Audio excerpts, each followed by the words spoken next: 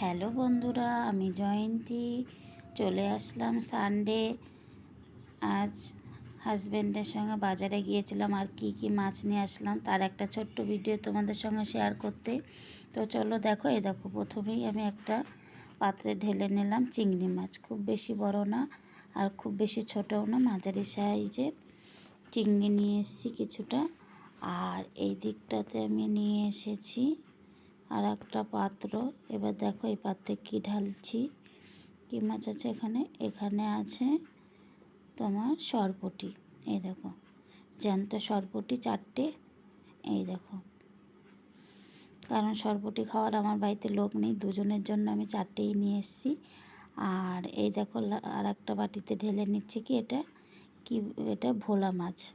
এই দেখো, ভোলা মাছ নিয়ে এসেছি। আমার হাজব্যান্ডের খুবই একটা ফেভারেট এটা মাছ, তো ওর জন্যই আমি এই ভোলা মাছটা নিয়ে এসেছি। আর এরপর দেখো কি আছে, চলো এরপর দেখছি এর মধ্যে কি আছে। এর ভেতরে রয়েছে এই দেখো জ্যান্ত তেলাপিয়া মাছ। এই দেখো জ্যান্ত তেলাপিয়া মাছ নিয়ে এসেছি কিছুটা।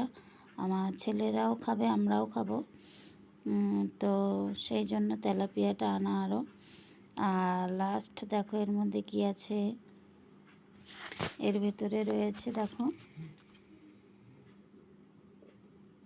জ্যান্ত একটা কাতলা মাছ নিয়েছিলাম,